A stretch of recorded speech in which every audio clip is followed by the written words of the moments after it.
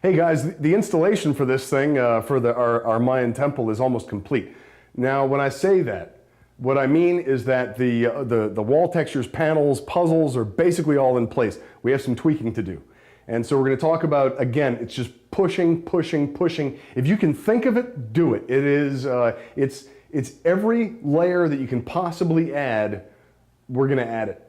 And there's also some stuff that we haven't shown you before.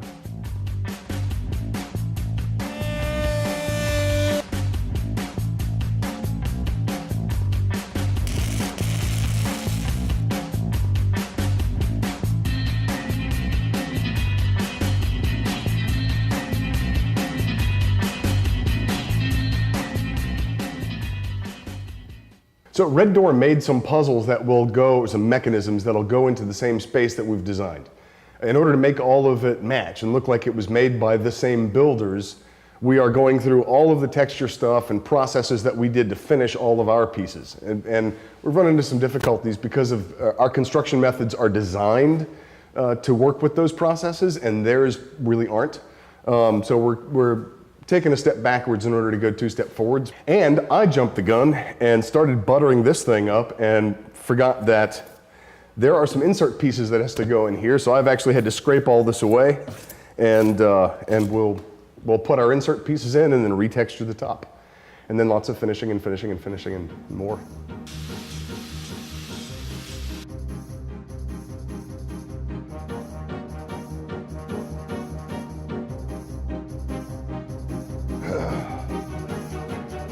Skirting Disaster was the original impetus, the thought behind the channel. It's how we learn, how we come up with a problem and then come up with the best solution to solve the problem.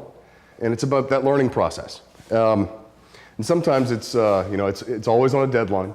There's a lot of stone that we have to do, and this was our primary stone texture and color, which is, this is Manhattan Mist. It was made by Valspar. You notice they just said was made by. They stopped making it just recently. You can't find it anymore. I found something that was a pretty close equivalent at Home Depot right after that happened, and they stopped making that. So I have 3, this is empty, I have 3 precious cans that will be used as master cans to just, so what we're gonna have to do is do a tonal match with tone and texture, get as close as we can, and then just barely hit it with that stuff to throw it in the direction that we need to throw it in.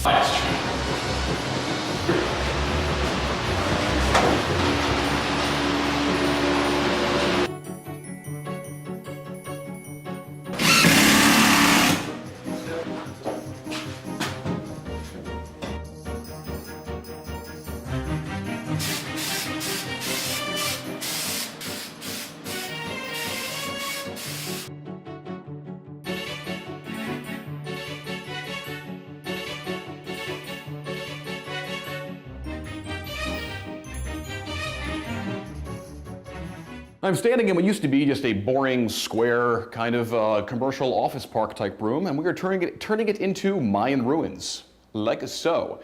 You may remember this guy from our very first video. This is the mask panel. This guy, as we may have said in that very first video, is built to be robust. So this is with 10-pound expanding foam. Our solid MDF pieces here for the extra texture Aztecing, which works out because we're kind of doing a Mesoamerican thing. So Aztecing just seemed natural. Our stone stuff up here and down here, this is something that we purchased. It is a high density poly, just pick 2 more letters and add it to the end, P something XY. The sawdust of it is horrible, by the way.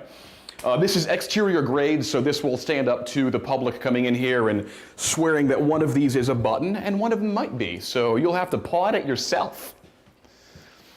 Last week we talked about layers. How many layers can you think of? How many different ways you can go? What would you see if you were looking at an ancient stone wall? It's not just stone, there's more to it. There's oxidation, pounce bags. So we'll start working this, match that to this. So we start out in one general area and then we marry the two together.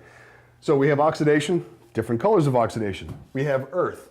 You have windblown effects. We have organic stuff, vines growing across the stone. By the way, I mentioned, or at some point in this video, I mentioned that the spray paint that we're using as our master was discontinued. So what we've done is we've slightly modified our stone, and we're using a couple of different stone types within the same space, which again, you're not limited to one quarry if you're the ancient builder guy. You have more than one source of stone, fine. We have more than one type of stone. Our pyramid is not the same color stone as the base. That's always been true. So we're using that as an opportunity to create a little bit more detail and texture. What else? Well, moss. This is a reindeer lichen.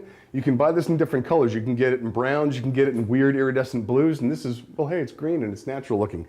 This is actually a living moss. You can feel it has moisture. I know this is weird. It has moisture to it. So we stuff moss in cracks, and that sort of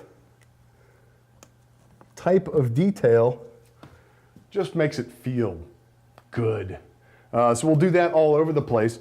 We saved some of our greenery vines, those hyper-realistic vines. Those will be stapled all over everything, mostly out of reach, because some people would, of course, be tempted to grab at them. And we don't like those people, but they exist, and we have to deal with them in the earth and world and places, and we can't throw shoes at them, although you want to.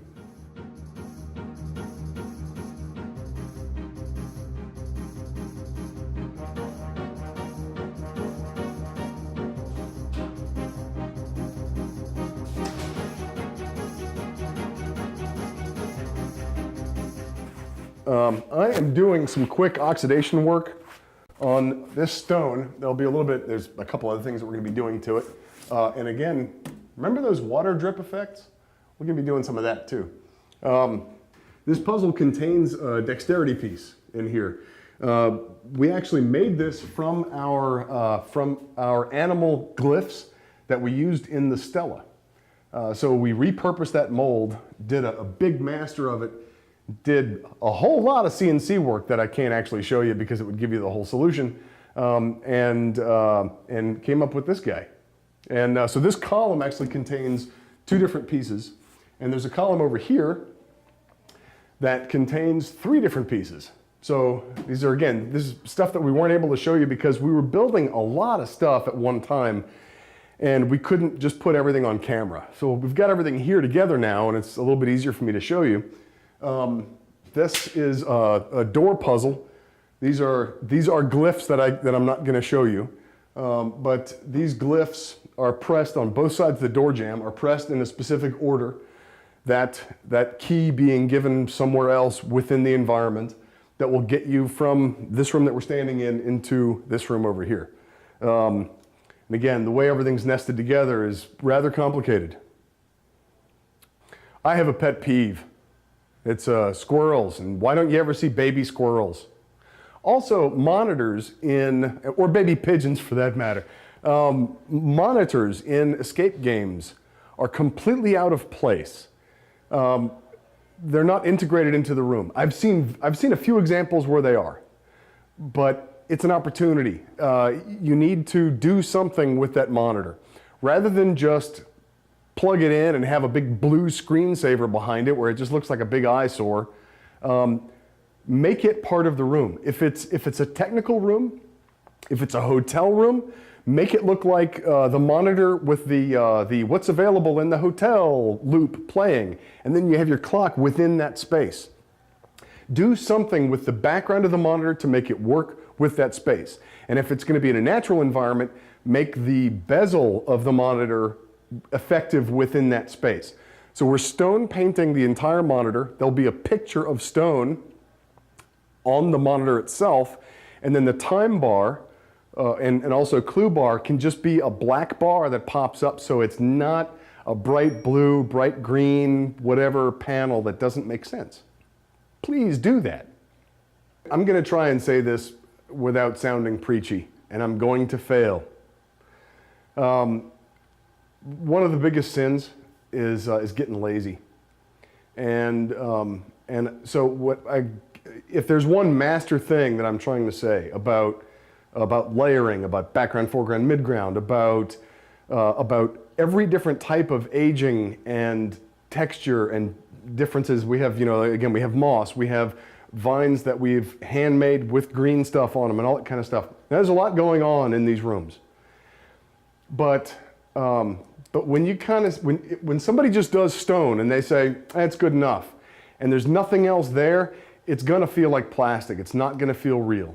And so what you have to do is just guard against being lazy.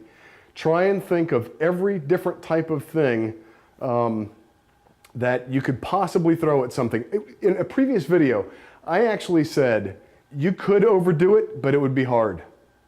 And that's pretty much true. And I'm not talking about overdoing it like that's just too over the top, because we're not talking about over the top. What we're talking about is having enough layers and enough stuff going on that it feels like you're in a real space. And if you can think of it, you probably ought to do it. There are some giant pieces for the spaceship room that we haven't showed you yet, just because we kind of like to drag it out and tease you and something. So, we have something new to show you. So anyway, spaceship next week, and push like button or dislike button. It doesn't really matter. It helps with the whole metric thing though. So do that and subscribe if you haven't done it already. And I hate to be the preachy guy who asks you to do all that stuff, but it's kind of required. See you next week, spaceship.